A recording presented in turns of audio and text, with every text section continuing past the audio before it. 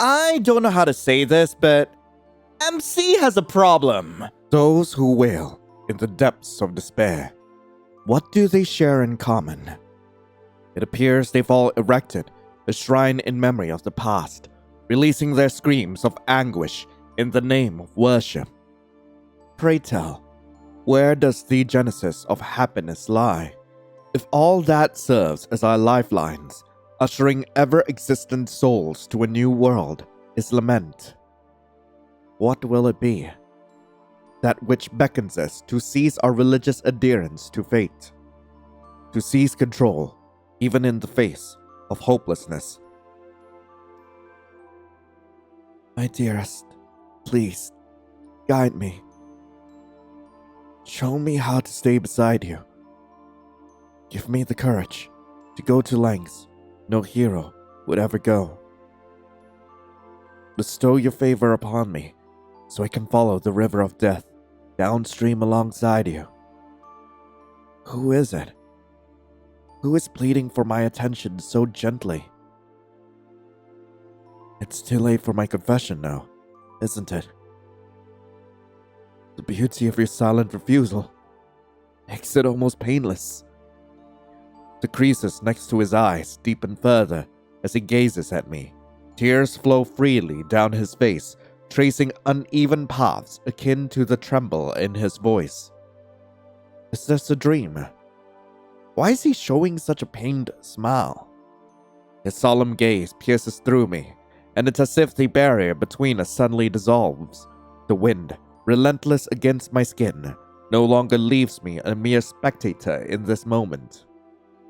The calluses of his fingertips graze mine, his palm firmly pressing against my gloves. Yet, any attempt to generate a semblance of heat is thwarted by the breeze that gently sways the surrounding greenery. When was the last time anyone held my hand like this? The painting needs you. You must show me the key to the door, so we can be freed from the chains of despair. Okay. Oh. My desk. Where am I? Feels like I just had the weirdest dream. But then again, what should I expect? It's been ages since I had a decent night's sleep. Grade school, maybe? No, even earlier than that.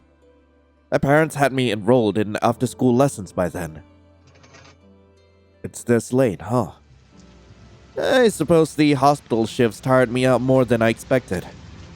Who knows how exhausting my schedule is going to get once I officially become a resident. Look at this mess. Just a couple hours of shut-eye and the whole desk is cluttered already.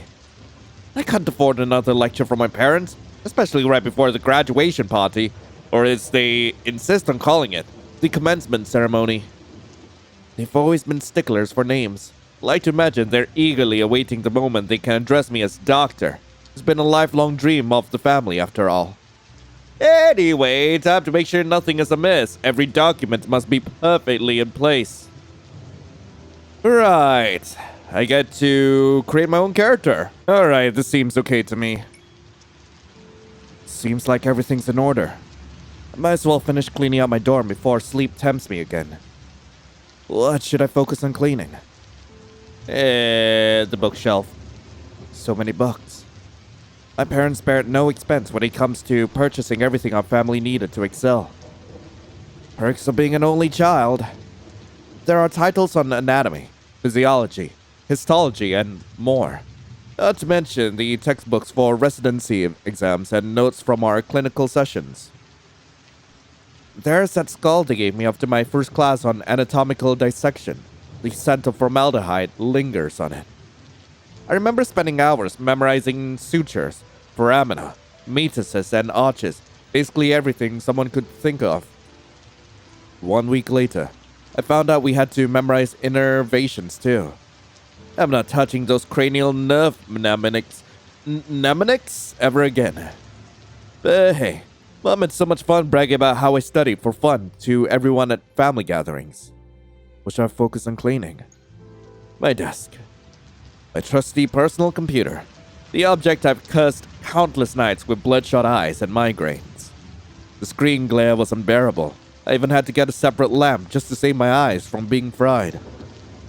Our dorm had this lights-out policy that became quite the hassle during late-night study sessions. Still, it's better than staying with my parents. If Dad had his way, I would be going to sleep at midnight and waking up at 4. What should I focus on cleaning? The walls. I'm surprised that those taped paper notes are still hanging on after all these years. There's practically a note for every subject. Charts for glycolysis, gluconeogenesis, and whatever else is. Yeah, I wish I could add some color to my room too, but it's just not worth the hassle. Besides, my family would have a field day if they know I was wasting time with anything other than becoming a doctor. At least these sticky notes managed to evade their scrutinizing gaze whenever they came to visit. I already cleaned everything, like legit everything. Like, okay, I'm too tired right now.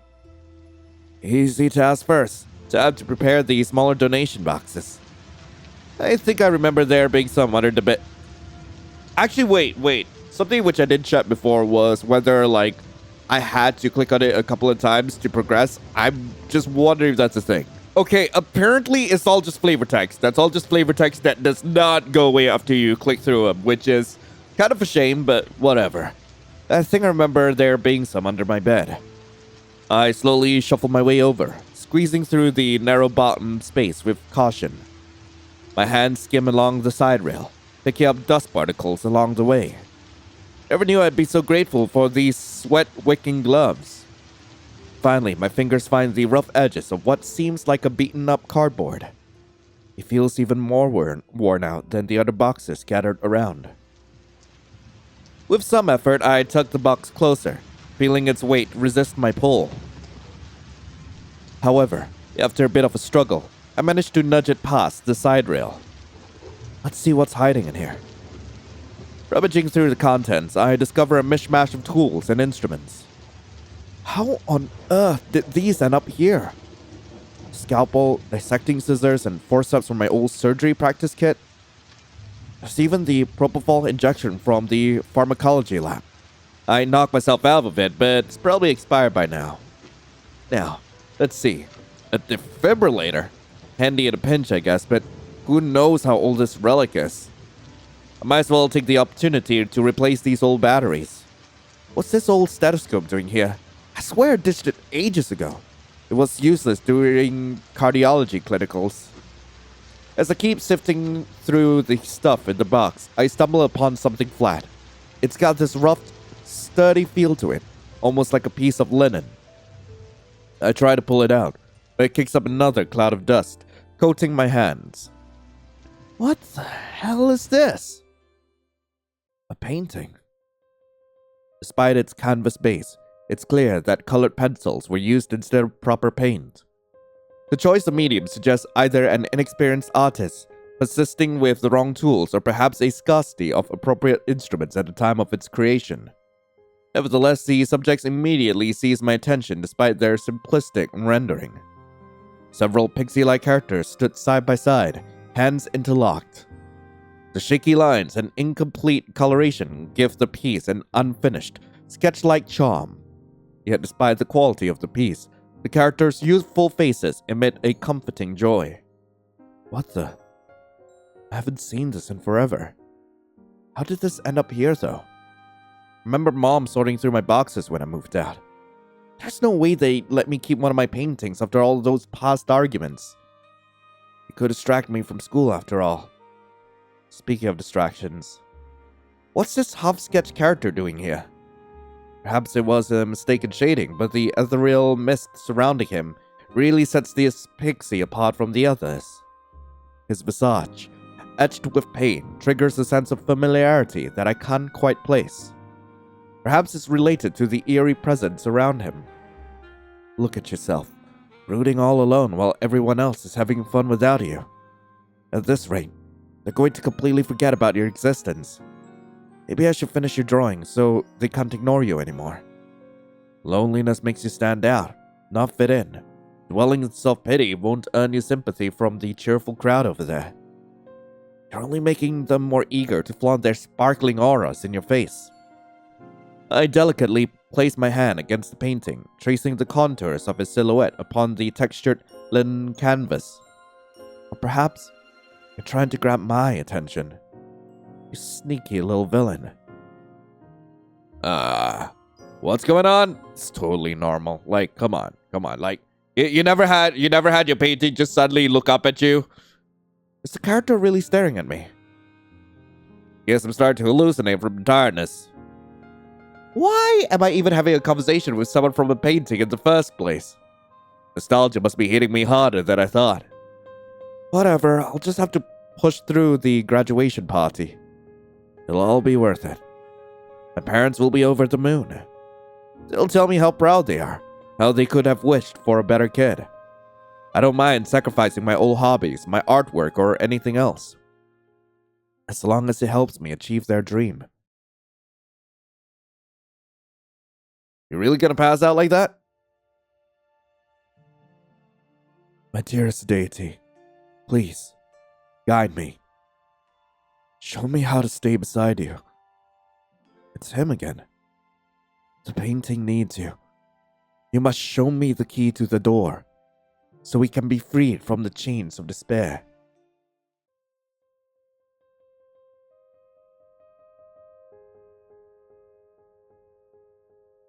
The painting? I glance at the canvas once more. There's something about it that draws me in. Perhaps I should examine it more closely. It might offer a clue about who that person was. He appeared happy despite tears streaming down his face, so he most likely isn't the sulking character. We have established this before! It is the sulking character! Like, come on! Okay, fine. Focus on the red, Pixie. The red color scheme. A fiery character who risks it all to protect their comrades and keep them out of harm's way. But I don't think it's that one. I have to keep searching. I should focus on the yellow, Pixie. The yellow color scheme. An intelligent character who employs their knowledge to navigate tough situations and remain composed for the sake of their team. But I don't think it's this one. I have to keep searching. Right. Green, Pixie. The green color scheme. A caring character who showcases their generosity and readily embraces self-love, often looking after everyone's well-being.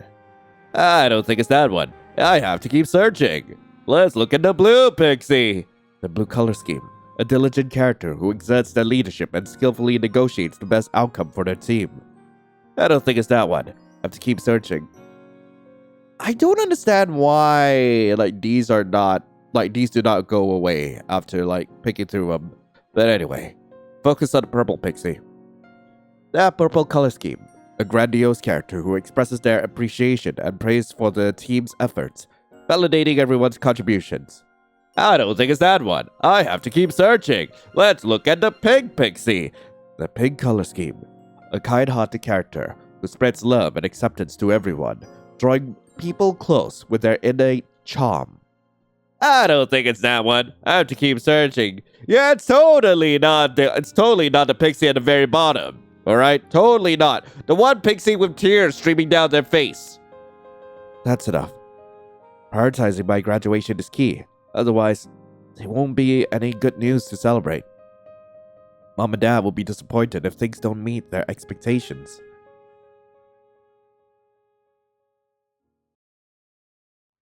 My dearest Mom and Dad.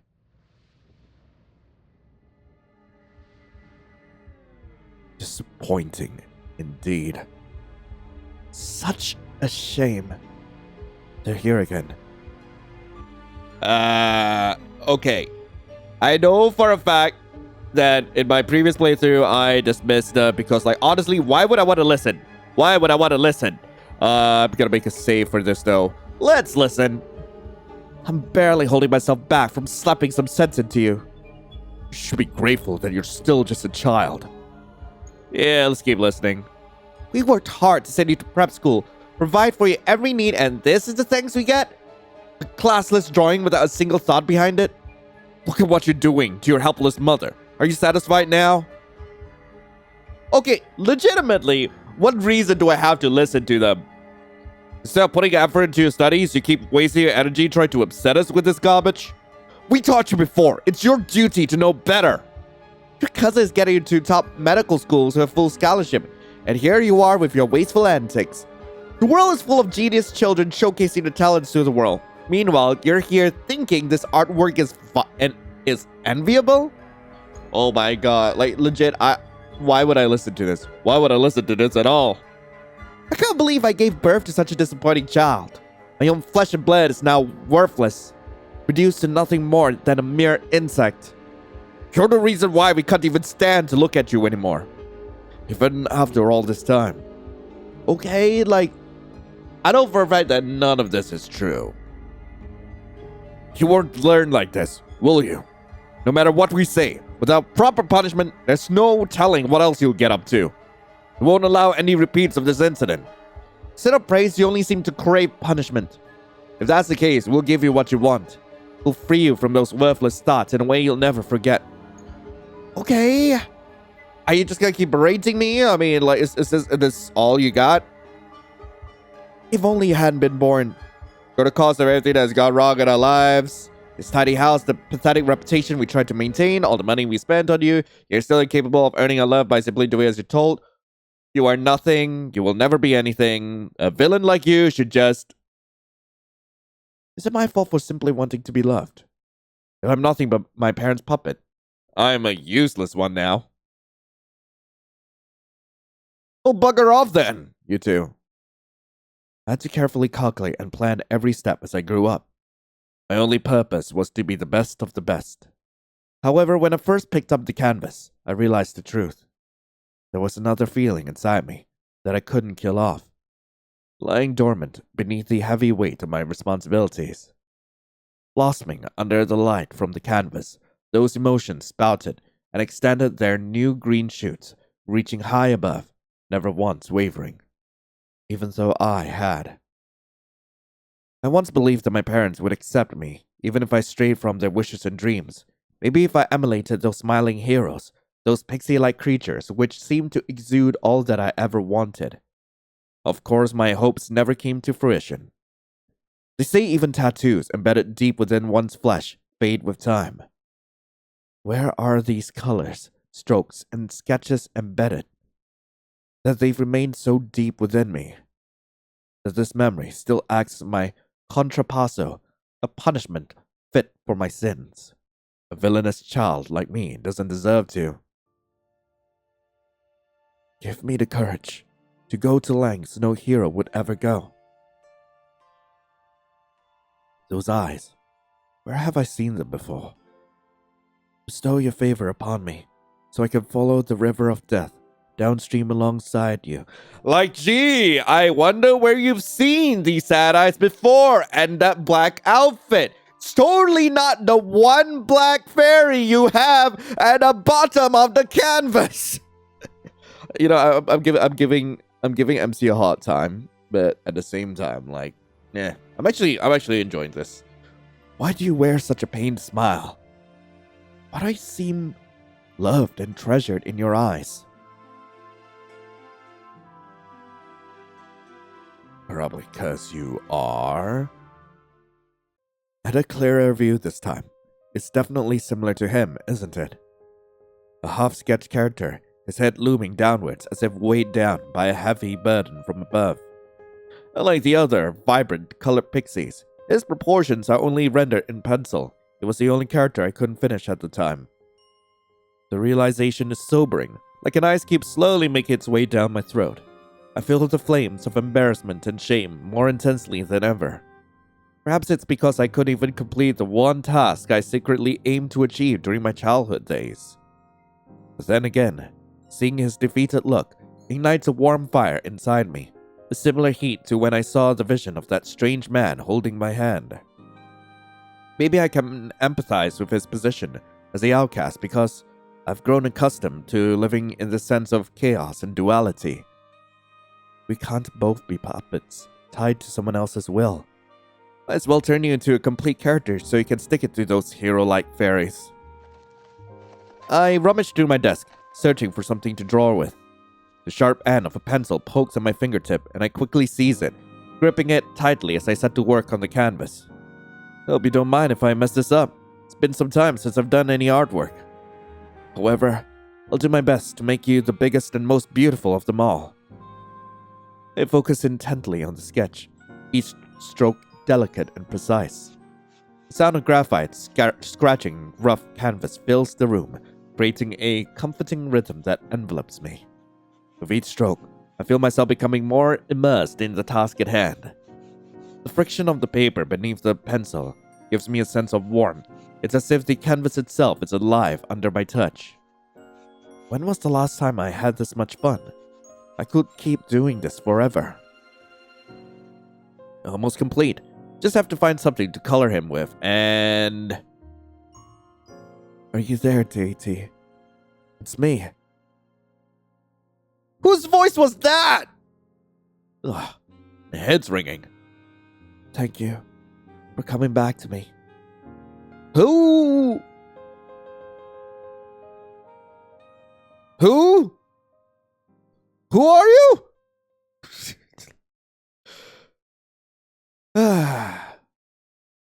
I'm alone. There's no one by my side. Nothing remains, except for my deity, Lion. Oh! We're here! Where am I? What's going on? Cascading waterfalls glisten like liquid crystals. Expansive meadows adorned with exotic foliage fill my sight. Each blade of grass seems to glimmer with its own vibrancy.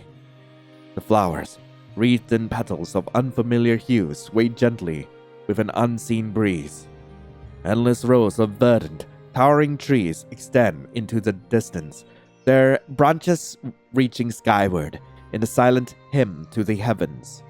The air is thick with the scent of life and growth, a heady perfume that envelops me in its embrace. That's not even all. On the distant horizon, a majestic rainbow casts an ethereal glow across the city. It dances with a palpable essence of fantasy and magic, as if every ray whispers secrets of worlds beyond. Did I hear something? Who's there? Before I can finish my sentence, the source of the alarming sounds materializes before me. His towering build, reminiscent of a bear's sturdy frame, is adorned with moth-like wings. The appendage gives him a striking, mythical presence akin to that of fairies from, Pixies from fairy tales. Oh, hi. He kneels before me with a grace that belies his stature, gently taking my hand into his own. His touch is electric, sending shivers cascading down my spine as he presses his lips tenderly against my gloves, leaving behind a ghostly imprint of warmth and longing. It's as if time itself stands still, the world fading away to nothingness. That gaze, it's so familiar. Could it be? It's you, isn't it? The strange man from my vision. You remember me, dearest deity. Pristine white fur cascades down his neck, while his tight-fitting top accentuates his bulging muscles. His black hair, stylishly tousled with a hint of spiky allure, falls in a way that allows a few strands to delicately veil his face. So he carries an air of reverence. There's an undeniable ruggedness to his presence, emphasized by the weathered texture of his pale skin and rough, scarred fingers. Yet, amidst those contrasts, there remains an undeniable magnetism, drawing my gaze like a moth to a flame, evoking an aura of intrigue and danger. Sure you got the right person? My name's Lion, not deity. I could never mistake you. My creator is the most benevolent of them all. They are the generous giver and kind receiver. They'll share their happiness and take our sorrow for themselves. I've been waiting for this day for so long. It's like a miracle come true. To see you in the flesh, right beside me. I spent 20 years apart from you, yet now we stand closer than ever. This is entering some dangerous territory. I need to get away from him. Who knows if he'll do something dangerous? The strangers look at me, as if I'm an object of worship, but I haven't done anything to warrant his devotion. I swiftly wrench my hand away from him, retreating several steps to widen the distance. He offers no protest in response to my wary actions. Instead, he merely graces me with a soft smile that belies the tension in the air. How do you know me? You're the charming recipient of my unwavering worship, my deity. Worship? Indeed. You are the creator who fulfilled me with such bliss and completed me. Your mere presence has sustained me throughout these years. What you've given me surpasses anything I could ever afford or amount to. Be more specific. What creation? What creator? What deity? The painting, of course. Could it be that you're not? But it's impossible. Your essence is still the same as when you were a child. I find myself oddly drawn to it all. The peculiar terminology, the enigmatic world, and the lone figure standing in front of me. He's undeniably shady, but the enchanting surrounding seems to cast a spell on him, obstructing my better judgment. Come to think of it, he did mention something familiar. You're talking about my painting, right? The pixie artwork I've been working on just a few moments ago? So you do remember. How does that have any connection to what you're saying, though? This is perhaps a test. Just moments ago, you were finishing my sketch and talk about how you'd make me the biggest and most beautiful. That's enough. You don't need to repeat what I said. So embarrassing. Yet, in that case, is he truly the half-sketched pixie from the painting? Well, I do need more information from him. His behavior is highly suspicious, making it difficult to trust him. Plus, I'm still not sure why I'm here in the first place. Where are we? Why isn't there anyone else here beside us? Why are you asking? Is my presence not enough? Huh? What are you talking about? Are you unsatisfied with me for some reason? Is that why you're asking for those heroes so early on? Heroes? Is it because of these hideous scars, or this torn wing of mine? There are other people here? Yeah. I'm a bit worried about the presence of other people. They might be this man's accomplice. Yet he doesn't seem too keen on them. Can't tell if I'm relieved because I can ask someone else the way back home, or worried that they'll turn out a bit wrong in the head like him. Now that's come to this, I guess it would hurt to ask him how to return too. As much as I'd like to spend my time frolicking around in a magical painting, I can't miss my graduation. I didn't waste 20-ish years of my life to reach this stage just to mess up the finale. I have no questions. I think I got a fair bit of information for him, so it's nowhere near enough. He seems super obsessive. I can't figure out why. Is it because I'm the person behind the painting? I never finished it until tonight, though. Why would he be waiting for me? He mentioned that my presence saved and sustained him. I haven't even touched that canvas in so many years. He's deliberately concealing something. Look, I don't know what kind of idealized fantasy you have about me. It's not a fantasy. Whatever it is, I need to find a way to go back. Tell me you've been waiting here for a long time and I'm your deity or whatever, right? So why don't you do me a favor and tell me the way back home? If not, I might be inclined to look for someone else's help. There's no one like that here. Huh? No one here will be able to help you except for me. Well, that's fantastic news. What do I do now? Maybe he'll be more inclined to help me if I coax him a little. Well, you don't seem like a bad guy. I mean, hey, you seem to be someone I can put my complete faith in. Like, hell, those are some capably strong arms. Like, you don't seem bad at all. You don't seem like a bad guy. I'm genuinely asking for your help. I've been striving towards my dream for so long. I can't afford to miss this chance. If you know how I can return to where I came from, please. Tell me. You'll surely be disappointed when you hear it. I've been waiting for so long, but you want to leave so soon. I understand your disappointment, but this isn't where I belong. Come on, don't be so upset about it. Just pretend I never came here in the first place if that helps you cope. Hey, yo, why is MC so unbearable? Hello? No, anything but that.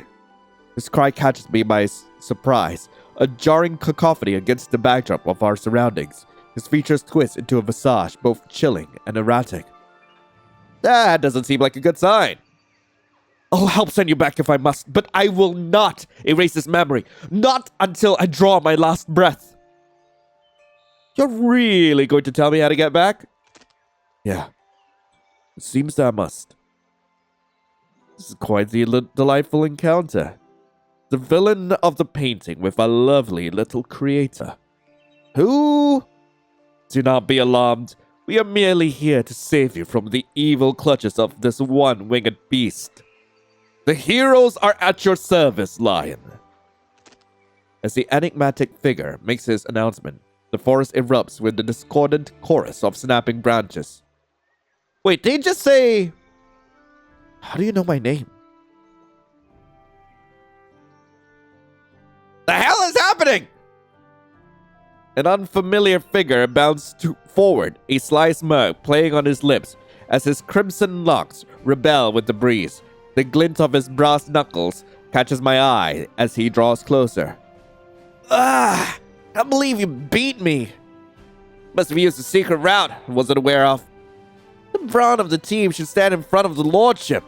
Otherwise, how would I benefit from your support? Lordship? Lordship? Is the blonde person perhaps the leader of the group?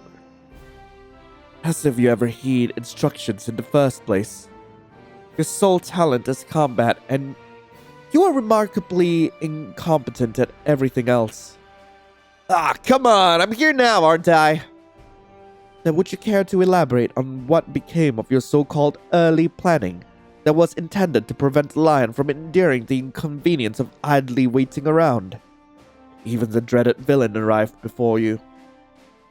The newcomer clicks his tongue in disappointment. And the dreaded villain also arrived before you did. Spares the hypocrisy, your lordship.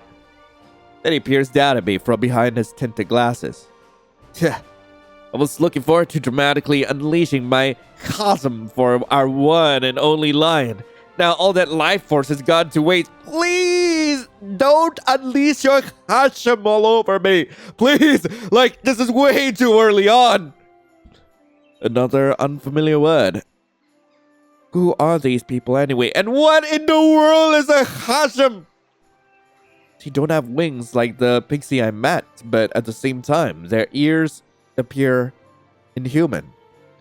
A body modification or Stahl's ear, perhaps. Perhaps it's for the best. An older gentleman steps out, his hair streaked with silver. He holds an intricately carved smoking pipe in his hand. Its long mouthpiece adds an extra layer of sophistication. A tranquil hush befalls the two newcomers as they pivot towards him. His gaze sweeps across the space, lingering briefly on each face before alighting on mine. He releases a puff of smoke as a playful glimmer dances in his eyes. We wouldn't want to overwhelm our beloved Lion with your antics right from the start. It's our first foray into this realm, after all. No need for the lecture, you geezer. I can recognize that blood all the way from my domain. It has quite the peculiar aroma. If I wanted to have my share of fun, could have swept them up a long time before. Your constant blabbering doesn't match your actions, Yulin. The short figure emerges seemingly out of nowhere. Leaves and twigs cling to the rips in his tightly fitted clothing, though not for long as he swiftly brushes them away. Was he lurking behind the trees? His attire seems to be designed for camouflage. Ha! Got a bone to pick, you green runt? Me! However, his outfit seems to be for decoration only, for his dramatic gestures and booming voice are anything but subtle. Yulin doesn't seem fazed by the rude remark. Instead, he responds with a boyish smirk, as if he's accustomed to such jabs. In an instant, the green runt points a finger directly towards me, punctuating the gesture with a snort of derision. Puh! Even the human over there would agree that wild dogs like you are better suited to chewing on bones. You'd like that, wouldn't you? Yulin huffs out a laugh, a sound that manages to convey both self-derision and contempt simultaneously. A wild dog? Well, dogs are quite charming, aren't they? I wouldn't mind turning into one if it meant winning the heart of our main character. It'd be quite a testament of my capabilities, don't you think so? In fact, why don't we bet on that? So I wouldn't pin my hopes on the defeat of the legendary. Spares the showmanship, Yulin. The older member casts a pitying gaze towards the other two, though his weather exterior appears intimidating. His expression is softened by the wisp of smoke curling from his lips. You're late, Mirka. Then again, I suppose it's forgivable considering we've all missed out on the reward of the first meeting. Nevertheless, I'll reprimand you later for your discourteous behavior. Mirka throws his arms up in exasperation, cutting across his companion with a deep, dramatic sigh. Ah! Why the hell would I listen to a decrepit old fossil like you? You're so close to biting the dust, you might as well start practicing your decomposition routine. Keep your orders to yourself, will you? The older so-called Pixie remained stoic, appearing unperturbed by the onslaught of mockery. Nevertheless, his hands betray a subtle twitch, and the throbbing nerve pulsating upon his temple signals his silent agitation. It seems that Yulin too senses the tension in the air. However, he opts to heighten the tension instead of diffusing it by theatrically blowing a gust of wind towards the older member. He must have quite the lung capacity, for the sun blast caused a ripple to run through the older member's purple and gray peppered hair, puffing it to an impressive degree. Done having fun, you two? It might be prudent to extend them some leniency on this occasion, Adonis. You must consider the arduous task they face in preserving self-restraint while in the presence of their very creator. This suggestion seems to soothe Adonis. He relaxes his tense shoulders and with visible effort, reins in his voice before speaking in a calm, stern tone. It's not just about punishment, Helios. First impressions matter. These youngsters should know better. What matters is that I set my sights on the human first, and I'd rather be by their side before the spineless villain fills their heads with... Are you picking fights again, dearest? A pink-haired figure twirls their hair as he confidently struts into the scene. His demeanor is seemingly gentle, though his words cut with precision. Each syllable he enunciates carries a deliberate drawl, giving his speech a sibilant quality. Oh ho! Look who's slithering in. Making quite the dramatic entrance, aren't you? Befitting a pixie of my stature, of course. I'm morphed into the most alluring form for my one and only sovereign. Thus, it's only fitting that I reveal myself at just the right moment. Speaking of which, I'm quite upset you decided to stir up trouble so early on, dearest. The reprimand appears to be directed at Mirka, who visibly wilts under its weight, a stark contrast to his previous bravado. What are you talking about? This dog is just going on his regular tangent, and the dusty... I'm sure they simply wanted to bask in the happiness of seeing our one and only sovereign with all the heroes present. Yet you, of all pixies, should understand the importance of sharing and caring the best. Why does this remind me of grade school? Indeed, Rosario. Our aim is to triumph over our vices, not succumb to them like a certain gluttonous pixie. Pardon the slip of the tongue. We must not emulate the path of the villain. Would you all not agree? The other members shake their heads in unison, earnest in their commitment to the hero-villain narrative. I don't like any one of these five. Like, can I please get back to the villain? They bear an uncanny resemblance to the happy heroes I'd painted, but their demeanor is far from what I had envisioned. Then again, my theory is correct. There should be one more character. Kai is also present. Whoa! A sixth figure silently materializes. His face is draped in a dark patterned veil that sways gently with the breeze. Ha ha ha! Fly on the wall as always. You really gave them a good fright. Unlike the others who visibly assert themselves, he effortlessly blends into the background, paying little heed to the figures around him. It appears that the entirety of our company has now assembled. It is time to put our plan into motion and save our lovely little creator. The Pixies are suddenly planning to save me after bickering amongst themselves for the last few minutes? What sort of absurd narrative is this? Am I dreaming? For some reason, I can't shake the sense of detachment from the unfolding scene. It feels like I'm merely a distant observer of the scene, although I'm physically in the center of it. Look at their confused face!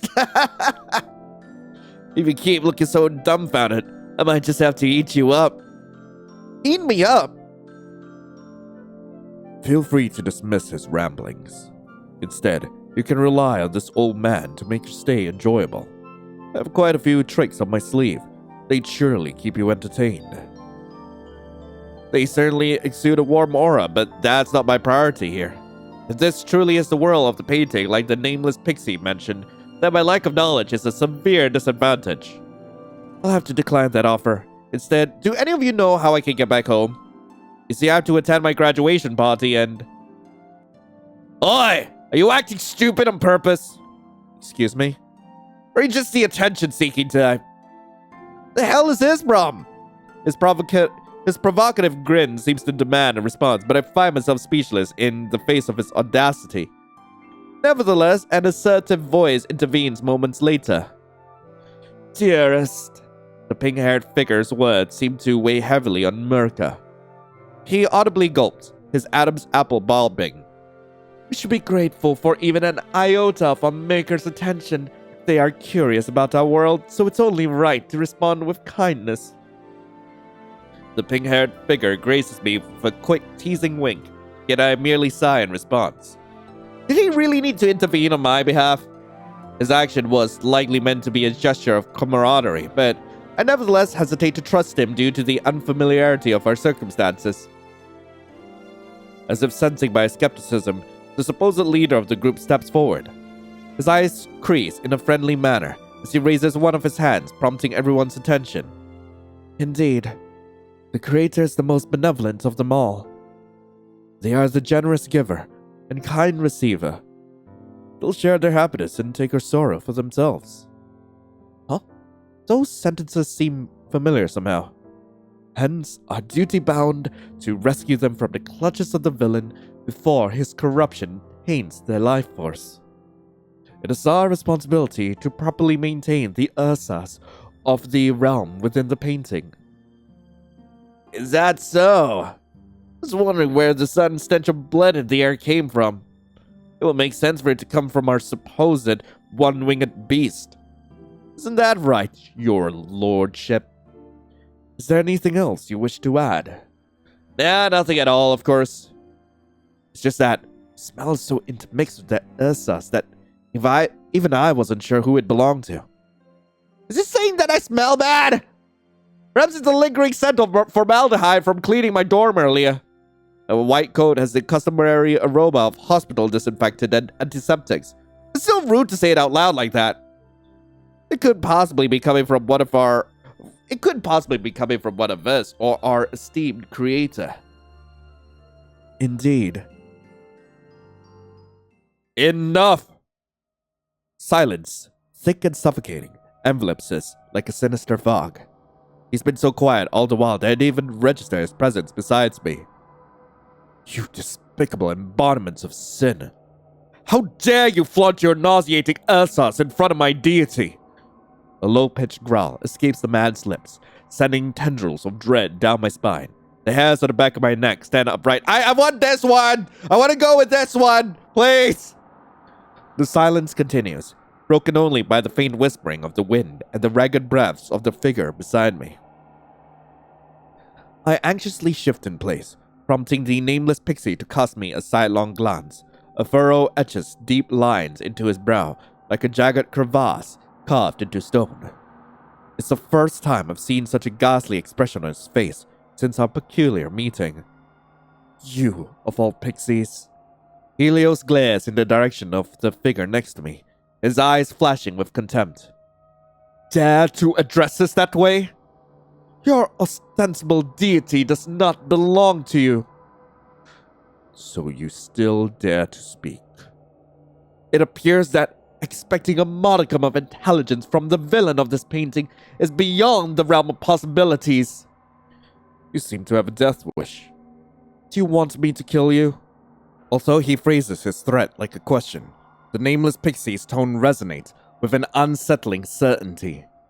The initial gloss in his eyes wanes, replaced by a cold, disdainful stare. He crosses his arms. The gesture is not one of apprehension, but rather measured evaluation as he sizes up his opponent. This is a joke, right? There's no response to my question as the two figures engage in a silent standoff. The nameless Pixie's hands betray his agitation, twitching with restless energy, poised on the verge of action, yet it's Helios who breaks the stalemate. Disregarding the previous threats leveled towards him by the nameless Pixie, Helios confidently strides towards us. Despite the tense situation, his demeanor is serene, almost unnaturally so. It's as if nothing could perturb him, as if the world itself would bow to his will if he commanded it to do so. However, Helios's advance is abruptly halted. The nameless Pixie at my side springs into action, positioning himself as a barrier between the group of heroes and me. I scan the other members, hoping one of them will step in, but none seem interested. Yulin and Adonis are bantering amongst themselves, while Rosario and Mirka are sharing a hushed conversation. Kai too offers no assistance as he tucks himself away in a corner. Are they confident Helios can handle this on his own, or simply indifferent to the outcome? Nevertheless, the nameless Pixie remains seemingly unaffected despite the daunting odds. His stance mirrors that of a resolute shield, as he stands guard with unwavering determination.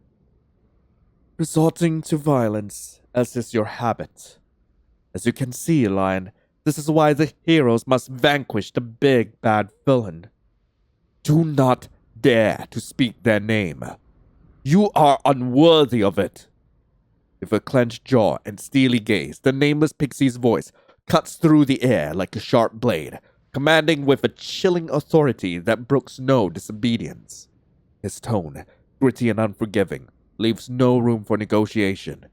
I hesitate to intervene, uncertain of their motives and wary of the rising tension. However, my focus shifts as Helios's demeanor becomes more relaxed. Suddenly, he's glowing? No, not a glow. Instead, it appears like a golden mist. Wait, what? Hello? The radiant golden mist gradually engulfs Helios as he closes his eyes, swirling until it coalesces around his outstretched hand. The energy within the turbulent mist churns erratically until it solidifies, transforming before my very eyes. Like witnessing an artist's hand bring life to a canvas, the mist takes shape, each detail etched with precision, as if sketched into existence. With a furrowed brow and an air of intense concentration, Helios guides the transformation, coaxing the mist to conform to his will. The object in his hand begins to thicken and takes on hues of vibrant color.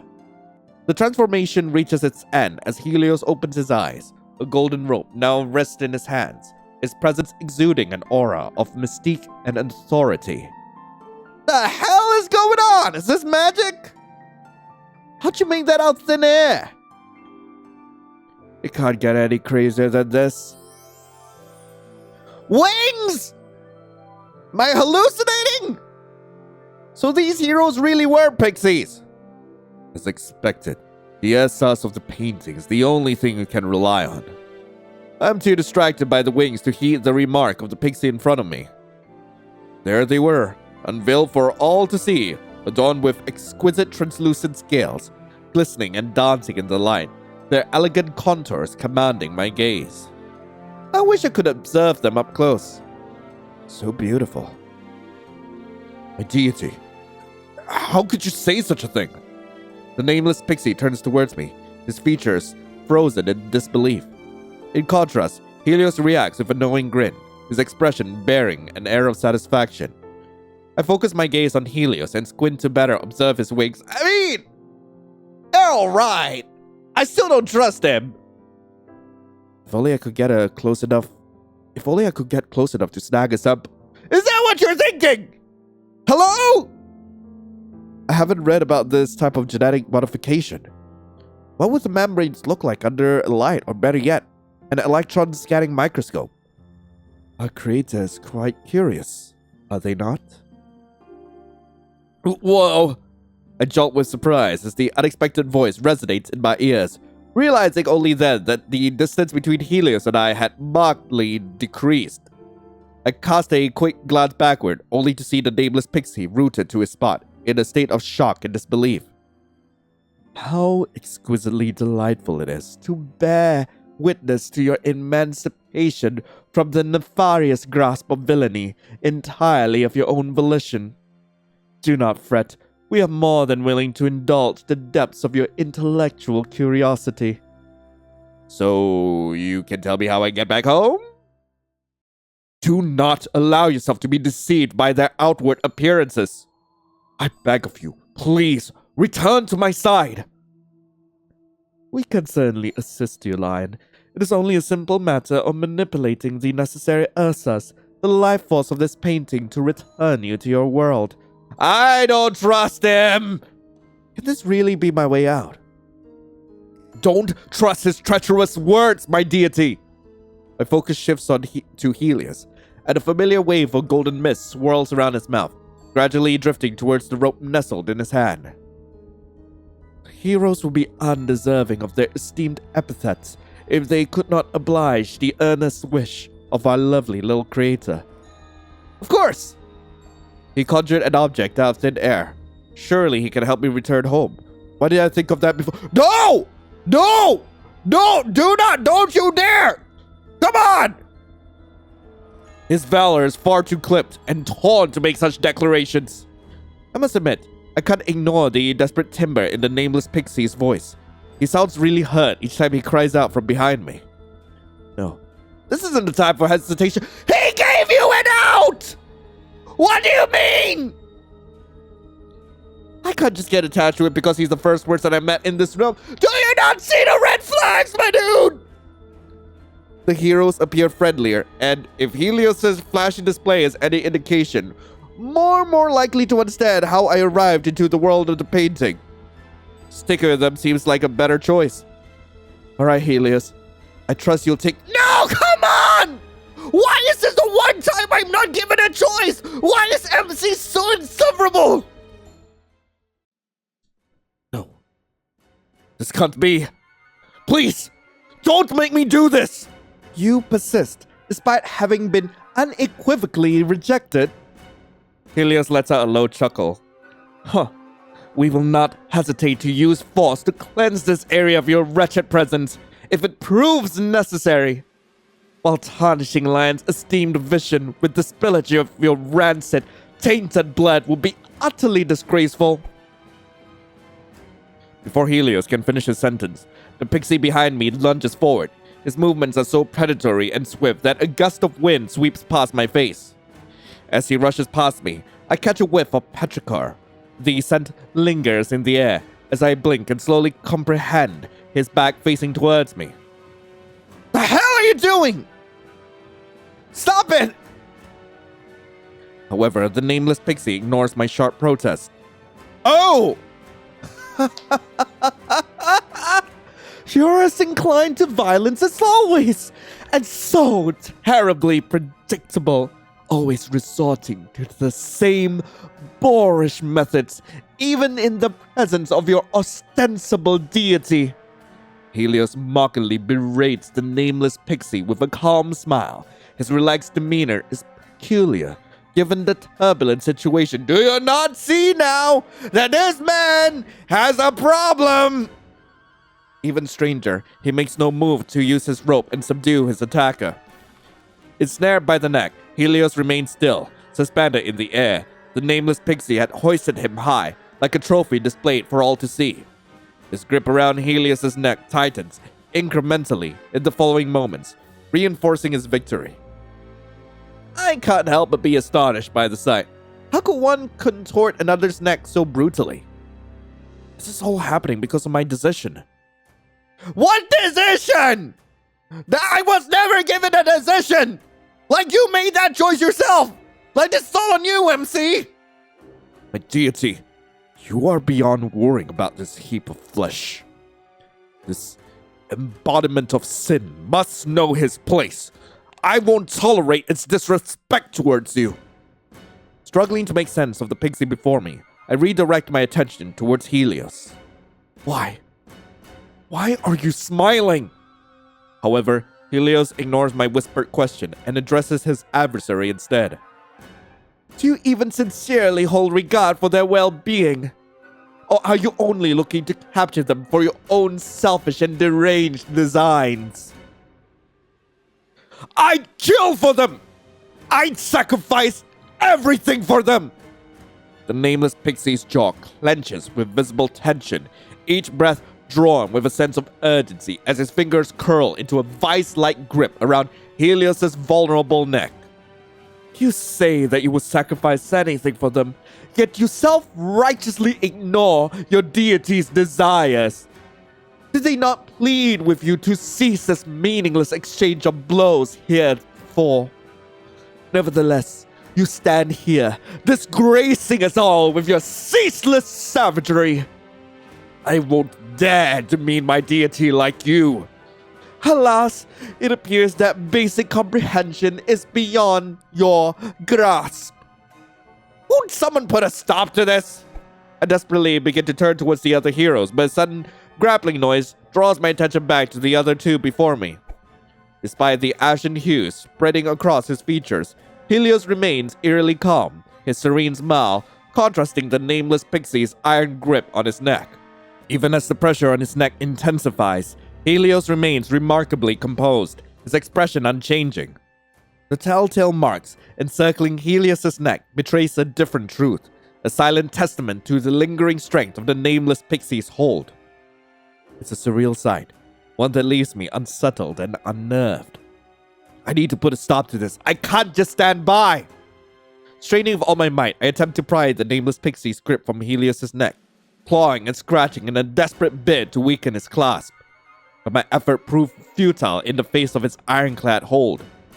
I shift focus and try to force his arms away instead, yet they remain as unyielding as solid stone. Is this related to the element they keep calling Ersas? Is this the same power that allowed Helios to manifest his robe out of thin air? Or can his strength be attributed to his muscular physique? I frantically rack my brain for an explanation or any semblance of way to stop him, but my efforts prove fruitless. If only I had a weapon. I mutter the realization under my breath and close my eyes in a vain attempt to calm myself. My hands fumble in my pocket as I try to envision the shape of a possible weapon hidden within my lab coat. I desperately try to think of a way to immobilize him without endangering Helios. It could be a muscle relaxant, perhaps even a sedative or anesthetic. Anything to weaken him. A thought surfaces as I search through my memories. I'd seen an outdated propofol injection while cleaning out my dorm. If only I had it with me right now. The dosage will be around 1.5 to 2.5 milligrams per kilogram of his body weight, administered at a rate of 20 to 40 milligrams every 10 seconds. Since he's a pixie, these measurements may not apply. I'll have to leave it up to luck. Even if it only loosened his grip for a mere second, that will be enough for me to snatch Helios away. Though I've never administered one during my hospital rotations, I had brought a sample back to my dorm for practice. If only I put it in my pocket earlier, then I wouldn't have to. Huh? Suddenly, a cylindrical shape fills my grip, its contours pressing against the fabric within my lab coat pocket. This is... I discreetly raise the object out of my pocket, feeling its lightweight and plastic texture in my hand, as a thrilling sensation courses through me. Isn't this the propofol injection I was just imagining? How did this get here? Never mind, this is my chance! Helios's head hangs limp, as if he had passed out from the lack of circulation. His body resembles a marionette abandoned by the puppeteer. His entangled locks cascade over his features, obscuring his expression. Hope I'm not too late. With a wave of determination, I grasp the pixie's bulging forearm. Pressing down the plunger, I empty the barrel's liquid contents into his veins. What have you done? His accusation, laden with a somber tone, hangs heavy in the air. He's trying to manipulate you, my deity! Don't fall for his petty schemes! You mustn't save him! These so-called heroes are simply waiting for the chance to attack you, and from where I'm standing, you're the only one hurting someone right now. He was going to lose his life if I hadn't intervened. Whether it's the weight of my words or the propofol onset, the Pixies' grip loosens and Helios collapses to the ground with a muffled thud.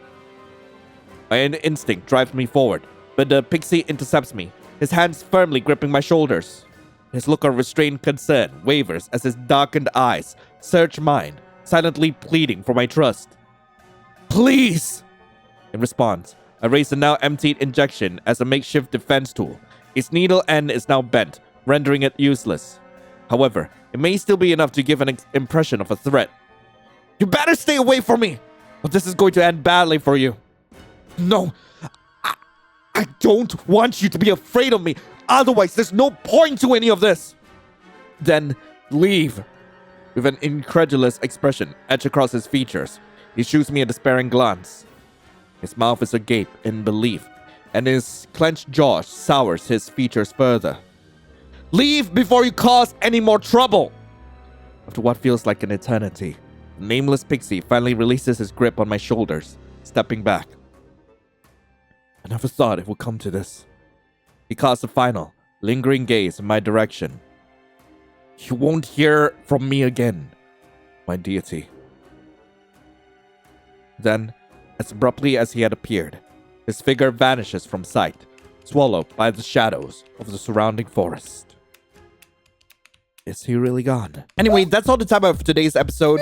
Thank you guys so much for watching. If you guys do want to play Chromatic Agape for yourselves, link to the game will be in the description below.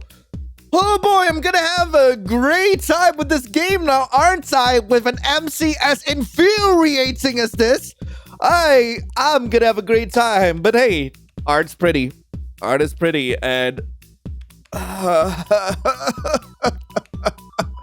Oh no! I forgot how dumb the MC was! Ah! Anyway, thank you all so much for watching. Hope you all have a lovely rest of the day. And as always, I'll be seeing you in the next video. This is Lion, signing off. Ciao.